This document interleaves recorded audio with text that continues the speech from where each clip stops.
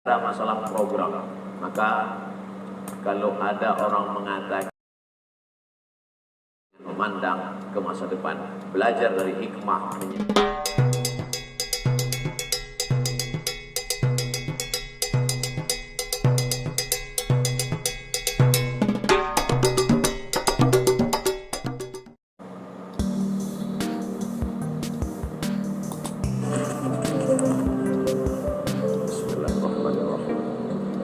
Assalamualaikum warahmatullahi wabarakatuh.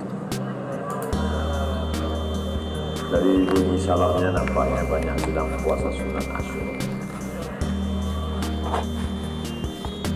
Alhamdulillah wassalatu wassalamu ala Rasulillah wa ala alihi wa sahbihi wa man tabi'ahu wa wala. Bersyukur kepada Allah pada hari ini saya dipertemukan dengan Bapak Bupati, kemudian keluarga besar Uang Sara Jasa, kemudian Bank Syariah Mandiri, dan yang lain-lain yang tak dapat saya sebut satu persatu. Insya Allah kita semua yang hadir ini dimuliakan Allah Subhanahu wa Ta'ala. Amin ya Rabbal Alamin. Tidak pernah terlintas di pikiran saya bahwa pada hari persiapan Nabi Musa alaihissalam akan menyeberang dari Mesir menuju Palestina, tepatnya besok pada tanggal 10 Muharram. Hari ini persiapannya menyeberang dari kezaliman penindasan Fir'aun menuju kebebasan bumi Palestina. Dari tempat ditekan, dihina, dicaci maki, diejek, menjadi budak hamba sahaya, lalu kemudian menuju pembebasan, pencerahan. Kalau bahasa Islamnya minas zulumati ilan nur, tapi terjemahan Pak Bupati tadi dari kegelapan menuju kecemerlangan, dan itu terjadi besok pagi dan diulang setiap tahun. Mungkin momentum itu yang ingin diambil hari ini, dari terjebak rentenir menuju kebebasan ekonomi syariah, dari yang sebelumnya sakit tidak diperdulikan menuju rantang sepatu, dari yang sebelumnya sulit, ribet, jelimet, payah, pada akhirnya KTP datang melalui kantor pos. Oleh sebab itu hari ini sebenarnya apa yang mau dibuat acara ini? Mau menunjukkan Sumedang atau produk Uang Sara Jasa? Tapi sebenarnya adalah kita menginginkan aktualisasi Islam dalam nyata. Selama ini kalau saya berceramah, jangan lagi kita makan riba, jangan lagi terjebak pada riba. Bahaya riba ada 5. Siapa yang makan riba, alladzina ya'kuluna riba la yaqumuna illa kama yaqumu alladzi yatakhabbathu asyaitanu minal mas. Bangkit dari kuburnya nanti seperti orang kerasukan setan. Yang makan riba itu hasil dari makanan riba menjadi setetes darah. Setetes darah masuk ke dalam jantung, dari jantung naik ke otak, lalu otaknya menjadi hitam, jahat, nasiyatin, ubun-ubun, kadhibatin, pembohong, penipu, khati'atin, pelaku dosa. Karena dosa yang dilakukan tangan berawal dari hati naik ke otak, dari otak turun ke mata, ke tangan, ke kaki, ke kemaluan. Semuanya berawal dari makanan riba.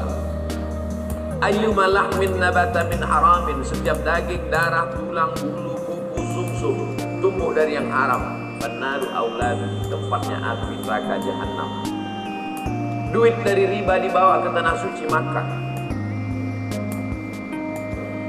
Cepat azan, kita jawab sebuah azan sampai nanti akhir dibaca dengan doa wasilah.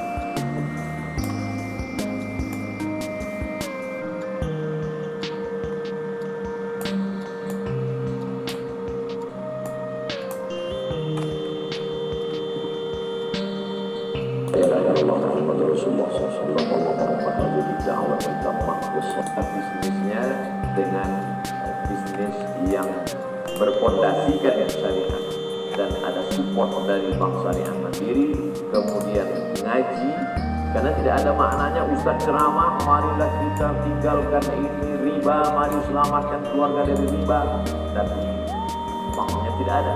Alhamdulillah pertumbuhan bangsa di Indonesia mesti dibantu lewat kajian, lewat tausiah, tapi dari hulu ke hilirnya mesti dijaga, dikawal.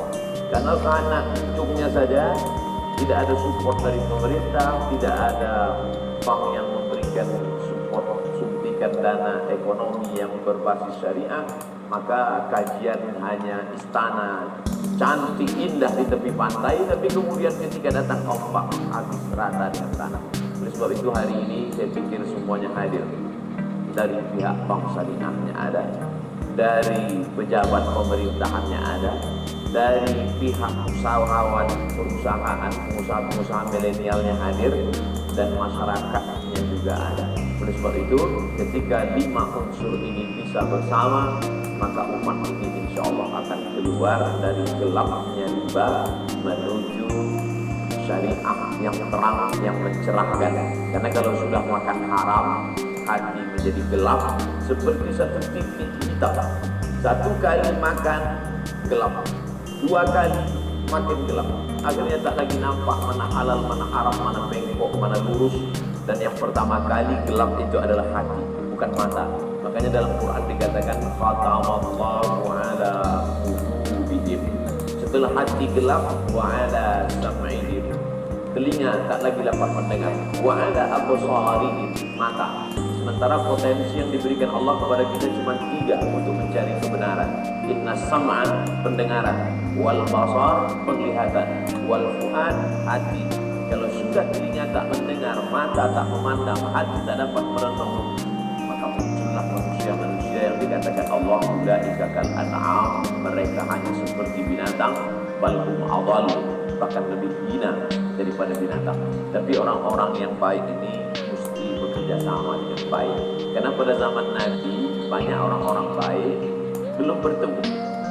Ada orang tua yang baik namanya Abu Bakar, ada anak muda yang baik namanya Umar, ada orang kaya yang baik namanya Utsman, ada perempuan yang baik namanya Khadijah, ada anak yang baru tumbuh juga baik namanya Ali bin Abi Thalib. Dia terpencar, belum lagi menyatu, maka ada perekatnya, ada magnetnya. Maka datanglah Muhammad sallallahu alaihi wasallam, mereka pun dipertemukan. Ini ada generasi milenial yang sudah ngaji, yang ada niat dalam hatinya untuk meninggalkan usaha yang haram, riba. Tapi di sana juga ada penyedia ekonomi syariah, tapi mereka belum bertemu. Dan ada pemimpin yang mengayomi, sampai-sampai apa kata Imam Ahmad bin Hanbal, Imam Hambali, seandainya engkau berdoa, doamu itu makbul, diterima Allah, tapi tidak banyak, doanya cuma 1 saja, maka berdoalah untuk pemimpin yang adil. Karena kalau doa pemimpin adil, maka 1 daerah kawasan itu akan mendapatkan keadilan. Kalau ibu hanya meminta suami yang soleh, maka yang dapat hanya ibu saja. Dan saya yakin ibu tidak mau berbagi dengan suami.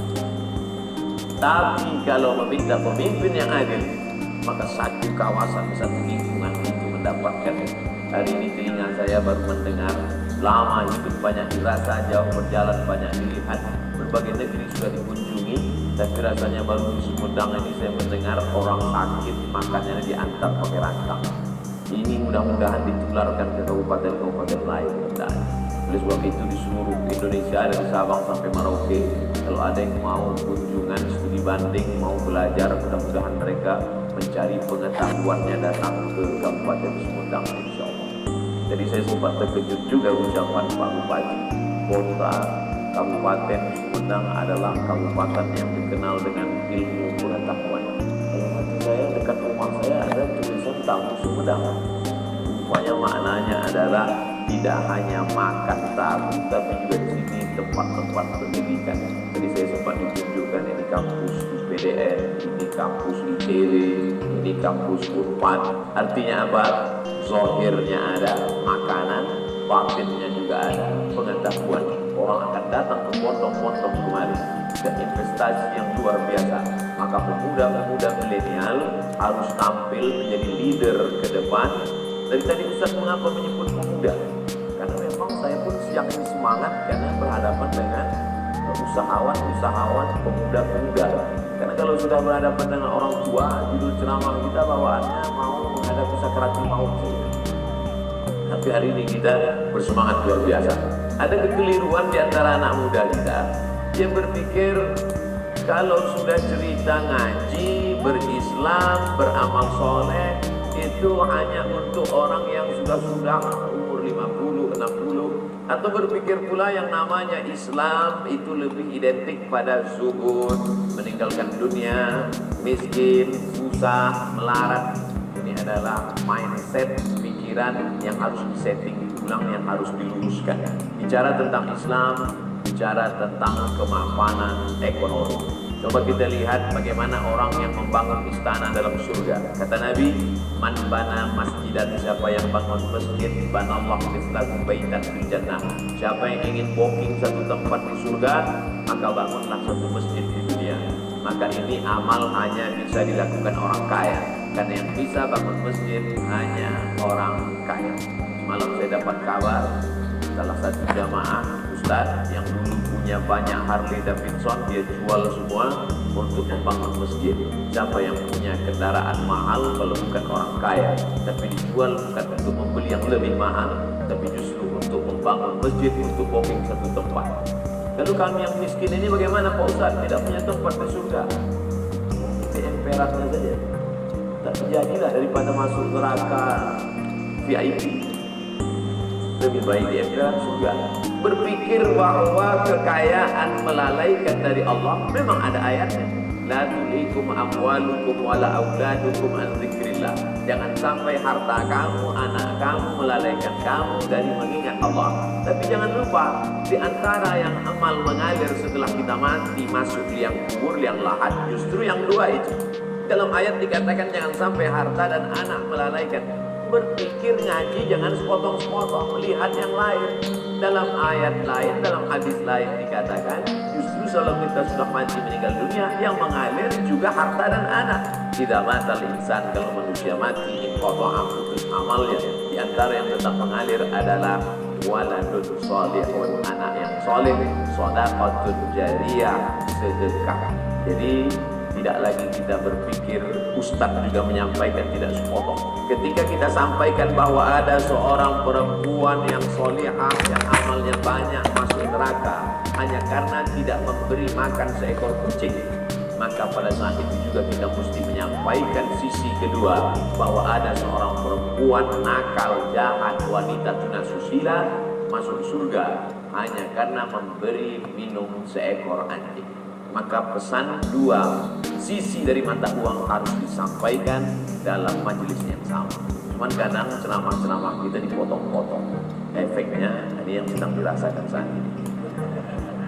Oleh sebab itu maka pengetahuan ini harus disampaikan secara utuh dan sempurna.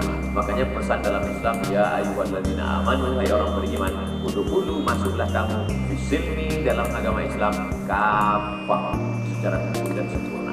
Acara siang ini adalah support bagi kita semua, pemuda milenial yang mengawali usahanya dengan syariah, istiqomahlah. Adapun pendanaan syariah, bank syariah tetap bangkit karena ini bagian dari jihad, dari riba. Adapun pemimpin-pemimpin, memang mereka lah yang diharapkan, karena sab'atun yuzilluhumullah, yang dapat naungan, lindungan pada hari kiamat. Panas terik, saat tak ada lagi ada tenda, tak lagi ada kubah yang menaungi kita. Di antara 7 yang dapat naungan itu, yang pertama bukan ustaz, bukan kiai, yang pertama bukan ulama. Sab'atun yuzilluhumullah, 7 yang dapat naungan yauma la dhilla illa dhilluh. Hari itu tak ada naungan kecuali naungan Allah. Al-imamul adil, pemimpin yang adil. Mudah-mudahan Pak Bupati salah satu dari yang mendapatkan naungan itu di pada mahsyar insyaallah. Dan generasi milenial muda yang masih panjang masa hidup mereka, menurut kebiasaan anak muda itu masih panjang masa hidupnya, bahwa nanti ada yang meninggal sore, itu di luar tanggung jawab saya, karena ajal ini tidak ada jaminan. Kalau sampai tanggal 9 haram kita masih hidup di atas muka bumi Allah, itu bukan karena kita rajin olahraga, bukan karena menjaga makanan, tapi karena Allah masih ingin kita beramal soleh. Begitu disebutkan dalam surat Al-Mulk juz 29, surat yang pertama. Allazi khalaqal mauta, Allah yang menciptakan mati, wal hayata, Allah yang menciptakan hidup, liyabluwakum ayyukum ahsanu amala, supaya kita dapat beramal soleh. Ini banyak orang salah jawab sekarang ketika dia ditanya, kenapa kamu masih hidup hari ini? Mungkin karena saya rajin jogging. Berapa banyak orang habis jogging sesak nafas mati. Tapi bagi yang rajin olahraga terus, karena kita disuruh diajarkan al-mu'minul qawi, seorang mukmin yang kuat fisiknya, kuat imannya, kuat hartanya. Khairun, dalam pandangan Allah lebih baik, wa ahabbu ilallah, lebih dicintai Allah minal mu'minil dhaif, daripada mukmin yang lemah. Oleh sebab itu, yang hari ini sibuk dengan bisnisnya, jangan katakan itu melalaikan dari Allah, dengan tetap beriman dan beramal soleh. Nabi bersabda, ana wa kafilul yatim, aku dan orang yang menyantuni anak yatim, kahataini fil jannah.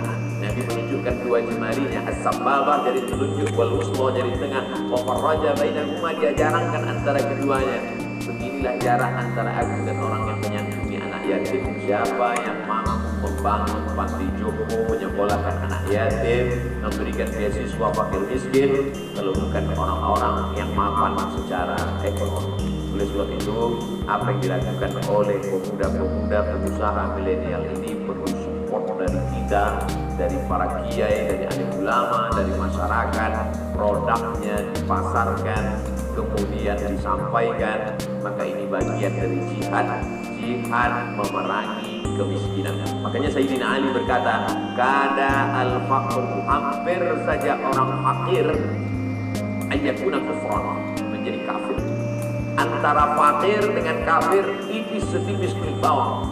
Di mana itu orang dirubah akidahnya dengan baju kaos, dengan mie instan, dengan bantuan kesehatan, dengan pertolongan yang nampaknya baik, tapi sebenarnya serangan pada akidah. Dan ada jurus yang bernama jurus makan bubur panas.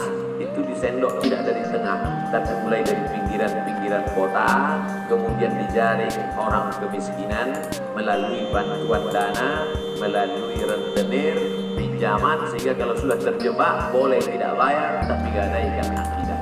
Alhamdulillah, yang ini dipertemukan dengan Bapak Bupati, dengan Bank Syariah Mandiri, dengan pengusaha-pengusaha milenial yang sudah meninggalkan riba. Dan jamaah sekalian, ini adalah bagian dari amal soleh. Ada sebagian orang menganggap yang namanya amal soleh itu yasinan, tahlilan, baca Quran, sholawatan. Itu amal soleh standar. Siapapun bisa melakukan itu. Anak kecil, orang kaya, orang miskin, pejabat, rakyat jelata. Baca Quran, tahlil, baca yasin, sholat duha, puasa sunnah. Alhamdulillah, Ustaz Somad, Bapak Bupati kami sekarang rajin sholat sunat, rajin sholat tahajud. Itu bukan amal bupati, itu amal anak SMP. Amal bupati adalah bagaimana membuat orang yang susah, terjebak pada rentenir, bisa ditolong. Orang yang sulit karena tua, anaknya meninggal dunia, bisa dibantu. Hari ini real, nyata, nampak, data, fakta, bukan fiktif. Alhamdulillah Pak Ustaz, ini ada pengusaha muda, orangnya sukses, rajin baca Quran, rajin puasa sunnah, rajin sholat duha. Itu bukan amal soleh pengusaha. Pengusaha amalnya adalah bagaimana investasi dia halal, bagaimana dia membangun dengan orientasi syariah, bagaimana dengan uangnya yang banyak bisa dia menyelamatkan orang dari lembah kemiskinan menuju kemapanan ekonomi. Adapun amal-amal yang tadi itu amal standar, sholat duha, tahajud, witir, puasa sunat, baca Quran, amal standar yang memang mesti diamalkan oleh setiap pribadi muslim. Hari ini kita menganggap kita sudah beramal, padahal sebetulnya belum beramal. Ini perlu diluruskan, karena yang paling mengerikan adalah merasa sudah beramal, padahal sebetulnya dalam pandangan Allah belum beramal. Maka banyak orang menyangka dia sudah beramal. Itu yang disindir Allah dalam Al-Quran. Wa yahsabuna annahum yuhsinuna sun'a. Mereka menyangka mereka sudah beramal, padahal sebetulnya belum beramal. Bagi yang sudah puasa sunat, bagus. Yang tidak puasa sunat, besok masih ada kesempatan. Bagi yang mau melaksanakan sholat duha, bagus. Tapi setiap kita punya potensi untuk beramal. Ada di antara kita pengusaha, ada di antara kita penguasa, ada di antara kita orang tua, ada di antara kita anak muda. Beramallah dengan porsi kita masing-masing, karena di hadapan Allah yang akan kita bawa menjadi bekal adalah dua saja: illal ladzina amanu, iman, wa amilus solihati, dan beramal soleh. Mudah-mudahan pertemuan kita ini tidak hanya bertemu di dunia, tidak hanya bertemu di Sumedang, tapi bertemu pula kita dalam surga Jannatul Firdaus bersama Nabi Muhammad SAW. Bapak Ibu Saudara sekalian yang dimuliakan Allah Subhanahu wa taala, real, nyata, bicara masalah takwa, bicara masalah selamat dari riba, bicara masalah selamatkan umat dari kemiskinan, siapapun bisa melaksanakan, mengucapkannya. Apalah susahnya menggerakkan lidah, tapi yang paling sulit adalah real dan nyata. Alhamdulillah pertemuan siang kita ini real, nyata, data, fakta, orangnya ada. Bicara masalah program, maka kalau ada orang mengatakan itu kan hanya kata-kata yang ditorehkan tinta di atas kertas, itu kan hanya kata-kata yang dirangkai menjadi narasi. Tapi siang ini kita benar-benar nyata di hadapan mata kita. Tinggal lagi keinginan kita untuk beramal, untuk action. Tapi sering juga saya melihat ada tulisan-tulisan yang menyindir. No action, talking only. Hanya bicara saja, tidak pernah action. Memang ada orang-orang yang dia memang mesti bicara, tapi ada orang yang tidak mesti banyak bicara, lebih banyak action. Misalnya saudara-saudara kita yang terpilih di legislatif, itu memang bicara, karena tempat mereka adalah parlemen. Parle diambil dari kata bahasa Prancis parler. Parler artinya bicara. Mereka sengaja dipilih untuk bicara. Maka kalau dia tidak bicara, justru dia akan jadi makan haram. Tapi ada orang yang tidak boleh bicara. Ini pengusaha muda kita membangun properti, membangun rumah, membangun apartemen. Mereka punya banyak tukang. Tukang ini memang tidak boleh bicara. Karena kalau dia bicara, tangannya tidak bergerak. Batu itu bisa satu itu saja tidak dipasang-pasang. Karena memang mereka tidak bicara. Dan saya menjelaskan ayat Quran, hadis Nabi, mesti bicara. Tapi di samping itu saya juga ada action. Saya masuk ke suku pedalaman, masuk menjumpai saudara kita di tengah hutan, lalu kemudian menemui jamaah, mengumpulkan para donatur mandiri, tetap dari pengusaha muda milenial, tidak keluarga besar Aksara Jasa, Bapak Bupati. Kalau mereka lebih menghabiskan energi untuk mendengar komen orang, mungkin apa yang hari ini kita lihat tidak akan pernah terwujud. Karena lebih banyak menghabiskan energi melihat kaca spion yang ada di belakang, sampai lupa bahwa di depan ada truk besar yang menghadap. Oleh sebab itu mesti seimbang, melihat ke belakang perlu untuk introspeksi, dan memandang visi-misi ke depan juga perlu, karena kita melangkah ke depan bukan mundur ke belakang. Oleh sebab itu yang selama ini terjebak dalam perbuatan dosa, riba, balaskan sakit hati masa lalu itu dengan memandang ke masa depan.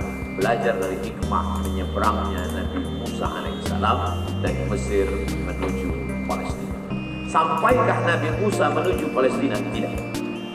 Nabi Musa dalam sejarah tidak sampai, karena beliau meninggal di dataran bernama Sinai dan dimakamkan di Sinai. Sampai hari ini kuburnya tidak seperti Nabi Muhammad SAW yang jelas di makam. Lalu perjalanan itu dilanjutkan. Artinya jangan pernah berpikir kita menyelesaikan masalah. Bapak Bupati meletakkan batu-batunya, dilanjutkan oleh pelanjut berikut. Tapi tentunya semua berpikir setelah dia periode kedua. Para sahabat dari Bank Syariah Mandiri juga berpikir hari ini mereka berbuat. Setelah mereka pensiun, meninggal, selesaikah masalah riba ini? Belum. Tapi kita tidak stres karena akan dilanjutkan oleh generasi berikutnya. Pengusaha milenial hari ini sampai masanya dia menjadi pengusaha yang tidak lagi milenial, tidak muda, pengusaha tua, pengusaha jompo, tapi juga belum tentu menyelesaikan masalah. Tapi kita tidak pernah putus asa, karena Musa tidak sampai ke Palestina. Perjalanan itu dilanjutkan oleh muridnya yang bernama Yusha bin Nun, yang dalam literatur barat disebut dengan Joshua, dalam Islam disebut dengan Yusha bin Nun. Akhirnya rakyat Bani Israel sampai juga ke bumi yang dijanjikan Bani Israel, yaitu Palestina, tempat Masjidil Aqsa. Lalu kemudian ketika akan menyeberang ini, musuh di belakang tentara Fir'aun, sedangkan di depan ada Laut Merah. Laut Merah menghadang, kalau masuk mati, sedangkan di belakang ada tentara Fir'aun, kalau mundur juga mati. Bedanya apa? Maju ke depan mati syahid, mundur ke belakang mati potong. Mana yang mau dipilih? Pilihan cuma ada dua. Ternyata teman-teman di sekeliling Musa, apa kata mereka? Inna lamudrakun. Musa, di belakang kita pasukan Fir'aun sudah dekat. Inna lamudrakun. Kita akan tertangkap ini Musa. Kita akan tertangkap. Apa jawab Musa? Kalla, sekali-kali tidak. Inna ma'iya rabbi sayahdin. Bersamaku ada Tuhan yang akan menolong aku. Perhatikan jawaban Musa dengan jawaban Muhammad SAW. Nabi Muhammad ketika takut di Jabal Sur akan hijrah, momennya sama, Muharram juga. Nabi Muhammad ketika takut di Jabal Sur, tempat bersembunyi bersama Abu Bakar, Nabi berkata, la takhaf, jangan takut, wala tahzan,